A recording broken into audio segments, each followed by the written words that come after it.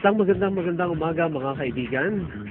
Lahat ng tagapakinig natin dito sa estasyon DXMY RMN Cotabato.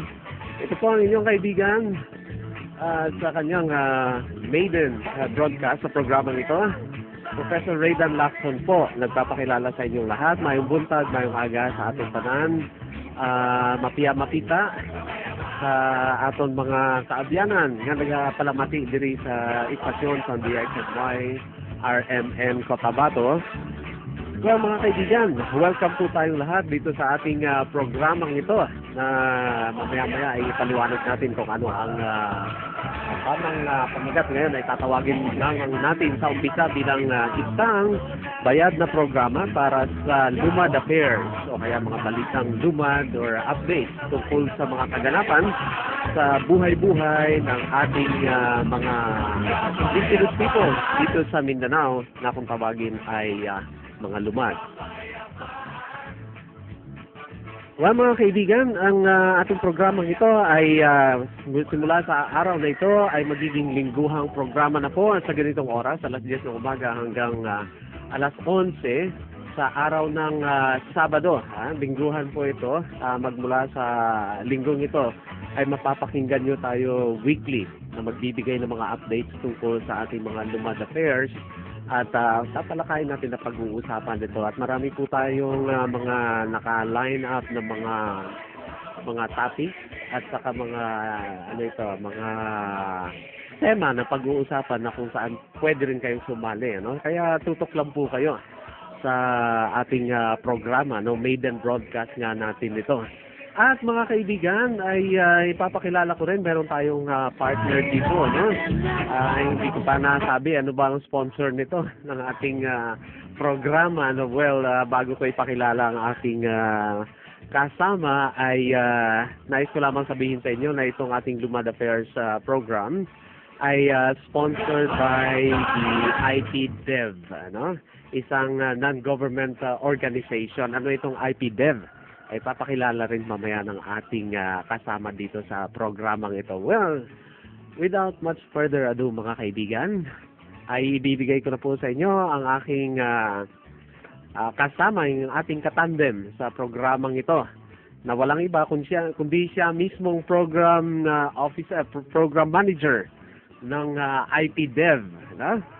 At ito ay walang iba kundi ang dati na rin nadidinig ninyong boses sa kahanginan kaya sa himpapawid on air, very very familiar resounding and very accommodating voice, no? So pakinggan natin mga kaibigan, at binibigay ko na po sa inyo si Binibining Avin Acuña Gulo. Magandang umaga po sa iyo, Ma'am Avin.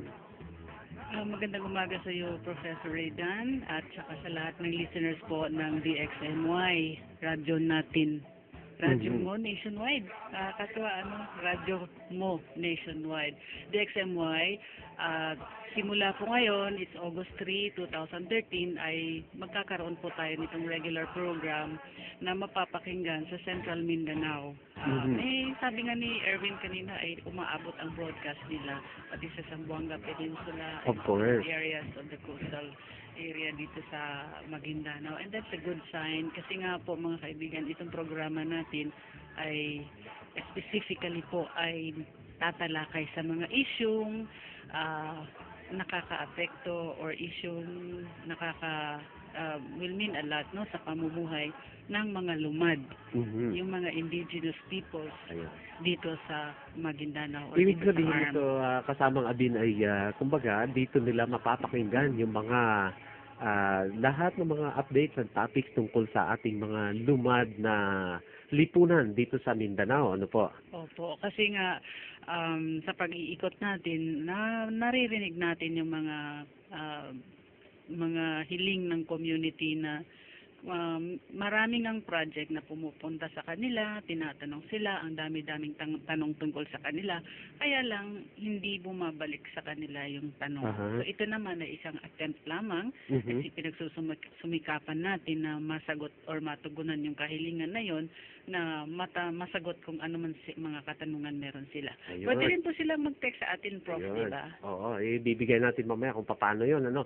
So mga kaibigan, yan po ang unang salvo ng paliwanag, ano, dito sa ating programa na sa ngayon ay tatawagan nating Lumad Affairs, o kaya Balitang Lumad, ano. So, ayan, Balitang Lumad, ha. Tandaan po ninyo mga kaibigan, dito lamang sa ating istasyon DXMY, RMN Cotabato, ang radyo mo nationwide. At sa ating pagpapatuloy, nabanggit natin kanina kasamang Avin ay ang sponsor nito ay IPDev. Ano ba itong IPDev? Right. IPDev is actually a project, no? Isa po itong proyekto. Alam nyo, sa ikot natin doon sa mga community na may mga IPs or mga lumad, talagang ginugulan natin ng akmang panahon na maipaliwanag sa kanila na ito ay project. Usually kasi ang pagkakaintindi natin ng project, may dalang building, may dalang relief, Oo may nga, dalang infrastructure. So, infrastructure na yung project, ibang klaseng project ito kasi nga po, kaya siya nabuo at napag-isipang buuhin kasi nga po maraming kakulangan, maraming nagtatanong, may IP nga dyan sa Maguindanao at saka sa ARM, pero walang makakapagsabi kung nasaan sila, kung sino-sino sila, kung ano yung mga pangangailangan nila at kung ano-ano yung mga isyong nakakaapekto sa buhay nila. So yun po ang project. Kasamang din ay kumbaga hindi ito yung nakasanayan nating isipin na project, ay yung mga infrastructure na konkreto kagaya ng mga kalsada, mga dryers, hindi. Talagang hindi po siya nagdadala. Project siya, pero wala siyang dalang, solid or tangible na mga bagay-bagay. Ayan. So mga kaibigan, tandaan po ninyo, IPDev, Indigenous People, no? Lumad. Papaliwanag din natin mamaya, anong kakaibahan nitong lumad sa indigenous people. At yun na nga, nabanggit ng ating kasamang Avin, sharing project manager nitong IPDev project. Ito ay isang project sa pinamamahalaan din ng Institute for Autonomy and Governance, o kaya IAG, in partnership with ano ang mga partner nito kasamang Avin? Yung mga partner dito ay yung Konrad Adenauer Stiftung. Isa po itong German organization na yung kanilang specialization, kumbaga, yung kanilang forte ay magbibigay ng capacity. Yung tinatawag natin na sa assistance kasi, pag may sinabing project, may hardware, may software. Yung hardware, yun na yung pinag-uusapan natin kanina, Prof, na tangibles, no? Yung mga construction, yung mga building, ganyan.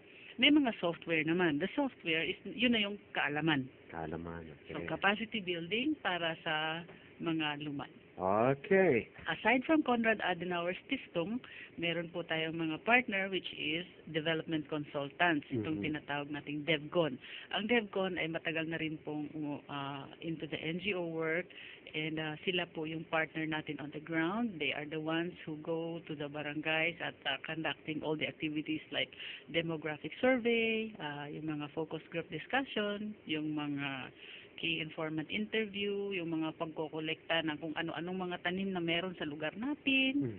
So yun po sila yung mga may specialization on that aspect. So tatlo pong NGO yan. Again, Konrad Adenauer, Development Consultants, and of course, Institute for Autonomy and Governance. At huwag niyo pong kalimutan, hindi po tayo makakaikot kung wala tayong mga nagbibigay ng funding, no? Which is the European Union. So the European Union recognized that there is a need to fill in this gap. So sila po ay nagbigay ng tulong. Alright, so ayan, nabanggit nga ng ating kasamang Avin, yung mga pangalan ng mga partners nung ang namamahala dito sa project na ito. IPDev po, mga kaibigan. Sige, isulat nyo, baka mamaya itanong namin sa inyo yan. IPDev is an acronym na kung saan sinasaklaw nito yung kabuuan ng recognition of indigenous peoples' rights in the ARM. In the ARMM for Empowerment and Sustainable Development, Haba, Prof, mahaba nga. Sige, it's worth a while. Ulitin natin, mamaya tatagalugin ng ating kasamang Avin, Recognition of Indigenous Peoples' Rights in the ARMN for Empowerment and Sustainable Development. So, ayan po yun mga kaibigan, yung IPDev, ano? Ang ating oras ngayon ay 29 na minuto na po, makalipas ang 10 ng umaga. Pasensya muna, Chip, hindi ko pa gaano kabisado yung mga pipindutin dito. Yung mga singer natin. Singer natin. Alam mo, Dan, yung the last time siguro nakaharap ako sa isang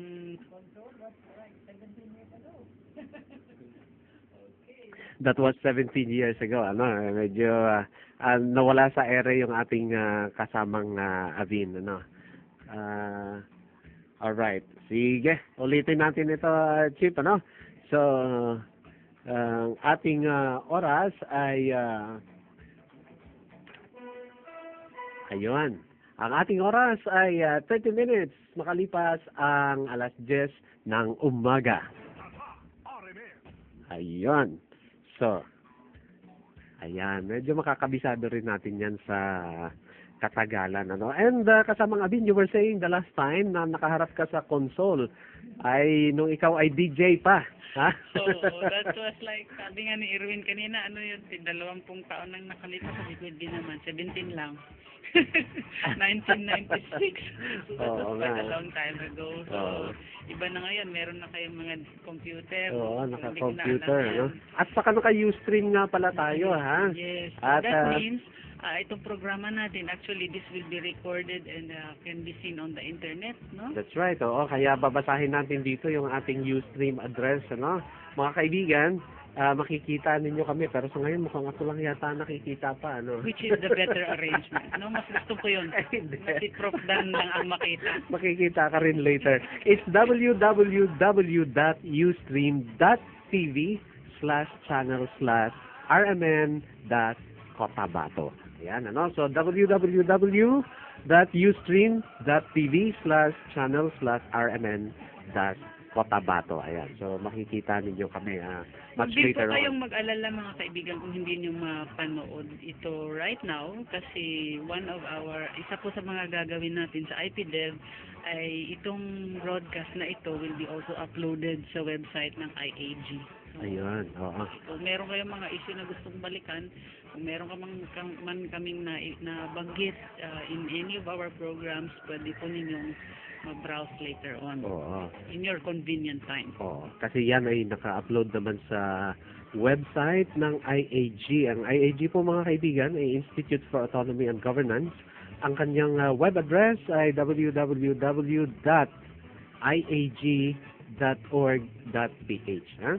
iag.org.ph. Kaya yan na ngayon ang alam ng mga bata, lalo na yung mga bata, alam na yan, mga .com na yan, ha? Yes, of course. And then, Nahuhuli tayo. kung ang iba medyo hindi gaano expert sa internet, kailangan po natin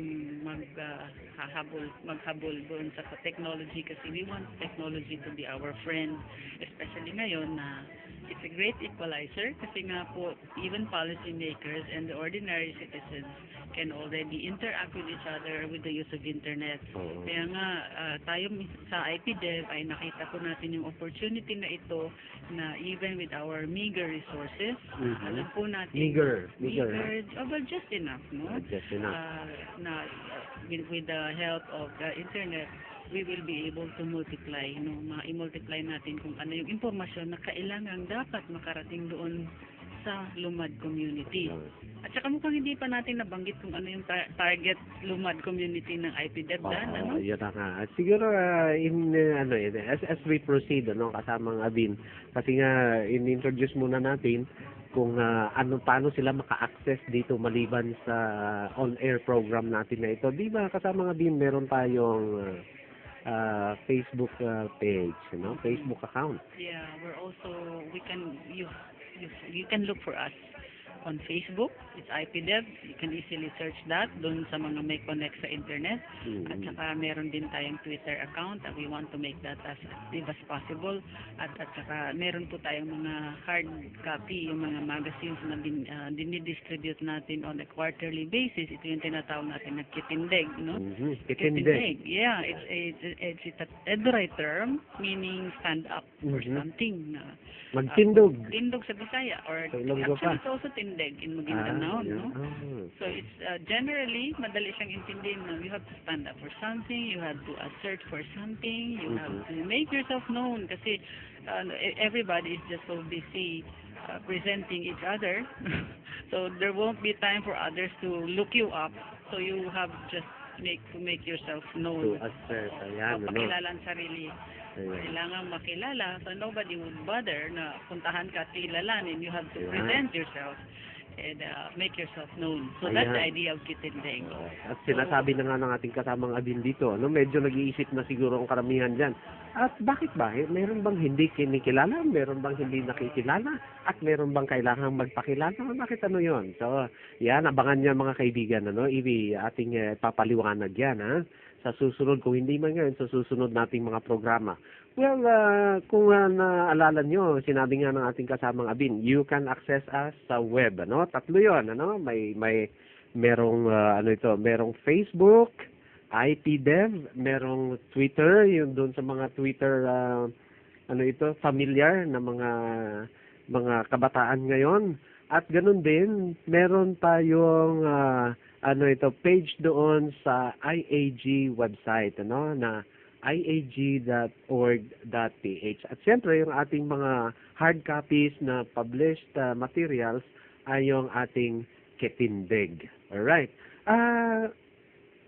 Ma'am Abin, nabanggit niyo kanina na meron nga itong project na ito ay sumasaklaw sa ilang mga lugar at sino-sino itong mga nasasaklaw nitong mga IPs ulumad natin. That's right.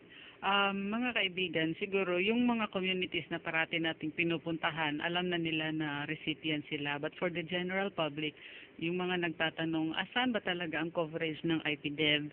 Actually, we are in 12 municipalities. Okay.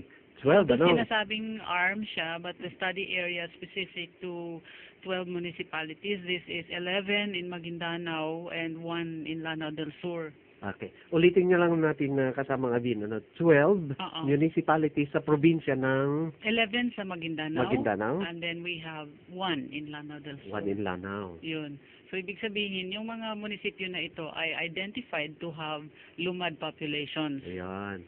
So, pag sinabing lumad population, nandit dyan yung ating mga indigenous people. Ayan. For example, dito tayo, the one and only barangay that has Dulangan Manobo population, ito na yung Tubak, no?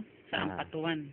So, mga Dulangan. Ampatuan Town. So, there is a barangay there na, doon nakatira ang mga Dulangan. Then, there's another tribe, which is the Lambangian. Lambangian, ay nandyan po sila sa 5 barangay sa South UP. So, Itaw, San Jose, Pilar, Pandan, Kuya, no? The 5 barangays, nandyan po ang ancestral domain ng Lambangian.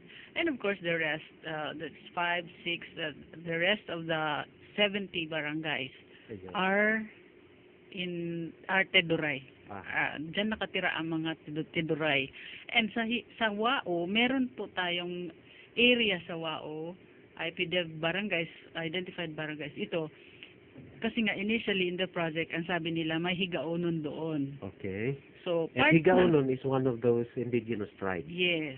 So, ang ginawa ng IPDev is talagang to verify this information. Kasi yan naman po ang talagang project natin, no, to verify kung nasaan itong mga IP na ito. Eh, di pinuntahan natin sa Lanao, pinuntahan natin sa Wao. Because Wao is in Lanao del Sur. Right, and it's part of ARMM. Nung pinuntahan po natin doon, we conducted a survey, we conducted demographic profiling, at nalaman natin na oo nga, may Higaonon doon, but hindi po sila taga roon.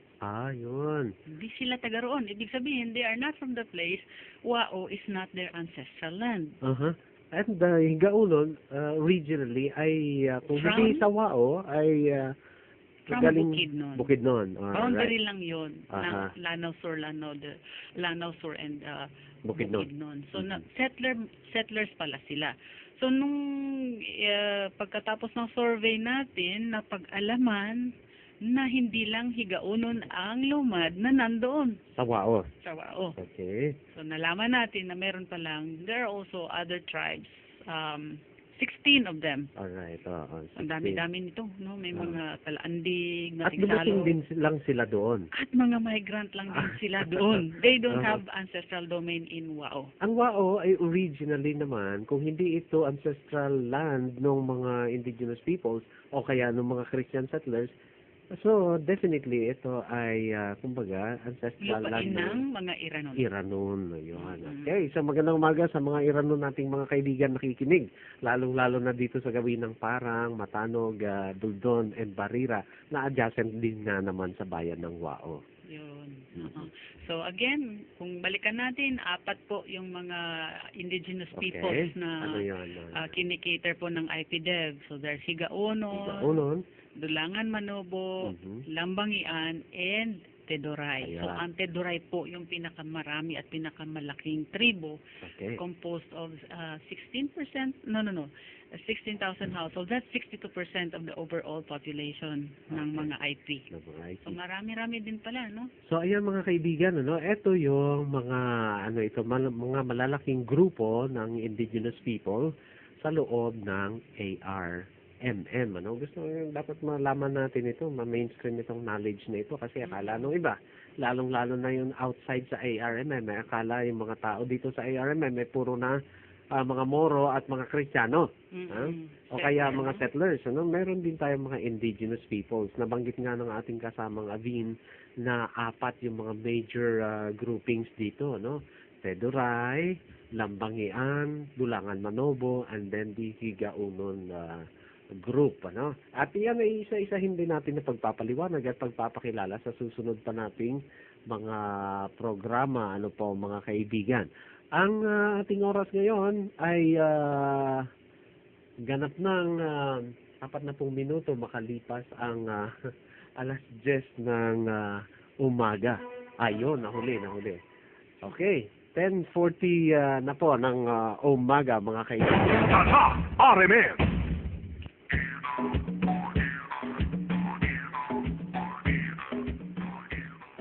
At sa ating pagpapatuloy po mga kaibigan, nabanggit na nga itong mga IPs, indigenous peoples dito sa ARMM. Ngayon, kasamang Adin, dapat tayo klaruhin, kasi mukhang na-interchange natin yung mga terms kanina, mga terminolohiya, maring nagtataka ang ating mga tagapakinig sa buong Central Mindanao, dito sa ating programa ngayon sa estasyon DXMY RMN Cotabato.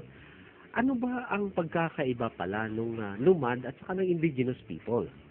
Kailangan siguro linawin natin yon, Magandang malaman natin yan kasi yun na nga, all of us are indigenous peoples. Kumbaga, maraming term na ginagamit for indigenous peoples. Katutubo, yung kung sa uban pa, Litibo. laom na gid kayo nga pagkabisaya, mga tumandok. Tumandok. Diyan talaga, mga ninuno pa, mga several generations ay dyan na po nakatira. So ngayon, to distinguish, there are several indigenous peoples in the whole country. I lost track kung ilan na, more than 100 IP groups. Tama ba? More than 200. Oo, tribal affiliations all over the country. So in 1997, meron hindi pala as part of the consciousness to recognize, kilalanin talaga kung sino ang IP. May mga inisyatiba po na ginawa for the longest time, Alam natin na IPDEV just came towards the end. Yung struggle po ng IPs ay matagal na pong nag-umpisa. Ang project ng IPDEV ay itong isang taon pa lang. We're just 18 months old. 18 months. So Oo that's nga, about one half time na tayo. 1 year and 6 months. Oo. 1 year and 6 months tayo nung August 1 pala, Professor Van. So medyo kalahati na yung oras ng project life. Magtatapos na rin ang project. Parang bago lang nag-umpisa, magtatapos na. Pero in any event, there was a tribal congress na ginawa way back in 1986, no? Ibig Okay. sabihin lahat ng mga tribo sa Mindanao, I think there were 15 out of 18 indigenous peoples groups in Mindanao who gathered in a tribal congress. Tapos they nag-usap-usap sila at ano ba talagang tawag natin sa sarili natin? So, kasamang Abin, ano natin, isa-isahin natin ito. 18 ka mga indigenous peoples, tribes tribes sa in Mindanao. Mindanao. And So itong 15 of 18, these okay, were able to gather, no? Aha, There may be reasons na yung tatlo hindi nakasali, but Oo. in spirit they were in the Congress. Congress, So, okay. So they came up with an agreement on what term they will call themselves kasi ang dami-dami ng may Tiduray, may Matigsalog, May Magsaka, Rumamen, may Tiboli, marami. Biglaan, So ganyan. although ang sabi nila Lumad is a Visayan term, Aha. nagiging accepted language na siya among the IPC in Mindanao. So sabi nila, okay na rin siguro na tawagin natin ang sarili Okay. natin na Lumad. So, collective name nila itong lumad. Lumad. Although, hindi naman nila yung salitang lumad. Yes, kasi salitang dumagat ito ng Ah. ng mga IP na Ah. galing Visayas. Kasi may mga IP din sa Visayas. Right. Oh, tama. Oo. Oo. So, Pero lumad is more of the Visayan or Cebuano, yes, no? it is a Cebuano Which word. means, Yun, indigenous. Okay. Taga dun sa Taga lugar diha na yun, taga taga diha nga yun, lugar. kayo, no? Misag ako, akong I think fourth generation up, fourth generation sa mga ancestors ko sa father side is lumad ng Sugbo. Sugbo. Okay. Lumad yapon. Ah. But they accepted the word lumad to identify the indigenous peoples in Mindanao. So therefore, itong word na lumad is the collective name name. ng mga indigenous people ng Mindanao. Ang Mindanao. So, hindi lumad yung Visayan lumad ay indigenous people. Yung Luzon, hindi rin, no? Oo, hindi rin. Kasi hindi rin. referring to Mindanao lang ito. Mindanao lang siya. So, para hindi tayo ma-confuse, so that we can also, kasi kung tutusin, in Mindanao, marami ding indigenous peoples. For example, the Maguindanaon are indigenous to Right. Maguindanao. Kasi totoo nga yun, kasama nga din, the term indigenous, coming from the Latin term gens or gentis, ibig sabihin of the earth. Of the earth. So, people of the land. People of the land. Indigenous. That's correct. Oo. Mm-mm. Connected to the earth. Right. Huh? Oo. So, yun. So, again, the word lumad, yun po ang parating gagamitin natin dito sa programang Balitang Lumad. Ayun, So, that's right. specifically, focus lang talaga tayo doon sa usaping lumad. Ayan, napapatango na si Chief Erwin. Sa Siguro, maliwanag. oo, siguro, may nag-text na rin eh. Batiin ko na lang din, Sige. Tiyogofon, Timoy Alim Bandara, kasi Wow. nag-monitor daw sila, Aha. Dan. So that's good to know. Ang usapan nga natin is that doon sa mga nakakapakinig, bigyan namin kayo ng copy para in any event na meron kayong mga activity, pwede nyo i-replay ang programa. No? Aha. Kasi may mga areas talaga, yung mga Teduray areas natin, yung mga Dulangan, Manobo, Lambangian areas, na walang signal ng radyo, Oo. walang signal ng cellphone, At yung iba, wala ring radyo mismo. wala ring radyo mismo. So Oo. there are communication gaps na pwede nating mapunan. Yan yung magiging, kumbaga, maitutulong ng project siguro, Yes. how to So, deliver let knowledge. us make technology our friend. Ayun. So mga kaibigan, well, ang ating oras ay 46 minutes makalipas ang alas 10 ng umaga. At tayo ay magpapatuloy sa ating maiden broadcast dito, pagpapakilala ng ating programang Balitang Lumad, na ipaliwanag ng ating kasamang Avin. Ang lumad, ang salitang lumad ay isang pangalan, kolektibong pangalan, pangkalahatan na pangalan ng mga indigenous o kaya ng mga natives dito sa Mindanao. Bagamat lahat naman ng taga Mindanao ay categorically native ng Mindanao, pero ito ang lumad ay yung indigenous people na nagpatuloy sa kanilang kultura, sa kanilang mga kulturang ninuno na hindi na Islamize, hindi na Islamize ang kanilang kultura at hindi rin na Christianize ang kanilang kultura. Na-maintain nila ito kasi nga, mga kaibigan, ang ang background is, dito kasi sa Mindanao, mayroon tayong diskurso na lumalakad that there is such a thing as tribe people of Mindanao. Ano ito? The Moros, the Islamized society ng Mindanao, And then the Christian settlers, yung mga migrants na galing ng Luzon at Visayas, and then the Lumads. Ito yung mga indigenous peoples, ano? So, sino-sino yan ay ating ibabahagi sa susunod nating mga programa. We just, panatilihin lang muna natin ang kaalaman na yan na yon ang pinagmulan ng pangalang Lumad, ano? Sa ngayon, ang inaasikaso ng IPDED na mga Lumad na mga societies o lipunan dito sa ARMM ay 4 ho, babalik natin, Teduray, Lambangian, Dulangan Manobo, at saka yung Higaunon Group. Sino-sino ito ay isa-isahin natin itong isasalaysay sa inyo sa susunod nating mga programa at sa pagpapatuloy ng ating mga pag-uusap. Yes, kasama nga din. Nais ko lang din imbitahan lahat ng listeners because kahit na ako, I always nakaka-encounter po tayo ng mga katanungan or mga pag-aalinlangan na nagsasabi, ba't pa ba bigyan ng pansin ang indigenous peoples? Parang good isa question. lang naman din sila sa atin. Kumbaga, kapwa Pilipino or ganyan. In any event, siguro mas maigi kung malaman natin na meron pong pinasang batas. Way back in 1997, ang batas na ito ay Indigenous Peoples Rights Act. Okay. Pag sinabing act, batas yan. Batas, so Republic Act yan. Oo, Republic Act 8371. May numero. So, wag na po tayong malito sa mga numero na yan. Ano nga ulit ang pangalan ng batas na iyon kasama nga din? It's Indigenous Peoples Rights Act. In short, Republic Act 8371. IPRA. Mas kilala siya. Pag nakakarinig po kayo mga kaibigan ng salitang IPRA, batas po ang pinag-uusapan natin. And it is a Republic Act. It is not an executive order. Yes. It's a Republic Act. Hindi yan memorandum circular, hindi yan executive order, hindi yan ordinansa. Batas po yan. Akto ng Republika ng Pilipinas. Pinasa ng Kongreso, pinasa ng Senado. Noong 1997. So, ang batas IPRA po, mga kaibigan, in short, kailangan tandaan lang po natin dahil pinasa nga ito ng pamahalaan ng Pilipinas, huwag po natin kalimutan na yan po ay isang peace agreement din ng gobyerno tungo doon sa mga katutubong nakatira sa Pilipinas. So, peace agreement, ibig sabihin, nilagdaan ito. Kumbaga, pag nilagdaan mo ang isang dokumento, obligado kang tuparin yan. Ayun. Parang na-intriga tuloy ako kasamang Abin, I suppose yung iba rin. Itong batas na ito, 8371, IPRA 1997, sinasabi nyo na Republic Act ito, pero maliban sa pagkilala dito bilang batas, ay peace agreement din ito. Anong nangyari yun?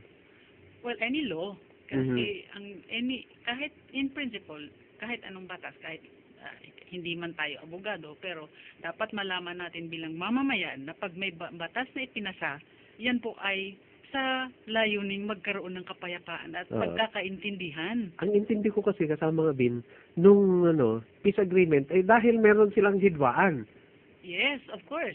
Ganun ba yun? Ang hidwaan din naman ay sa napakaraming aspeto. Kasi nga nakalimutan kung tandaan po natin, may isang study po na ginawa. Marami na pong pag-aaral ang ginawa kung paano minoritize, ginawang minority ang Lumad. Simula ng mga maraming bagay. From government, central government. Kasama ng pamahalaan.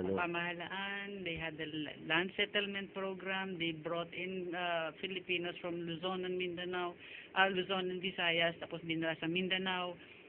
Yung mga Lumad naman dito ay talagang just to get away from trouble. Kumbaga, umiwas na lang. So, pero kasama nga Bin, nabanggit niyo yung minority. Ano ito sa Tagalog? Na-minoritize. Naging maliit. Yun, minaliit. So parang sinasabi nyo kanina, dahil sa maraming aspeto na nakikita natin sa kasaysayan, kung paano minaliit ang mga Lumad. Kaya parang yun ang nagputol ng relasyon.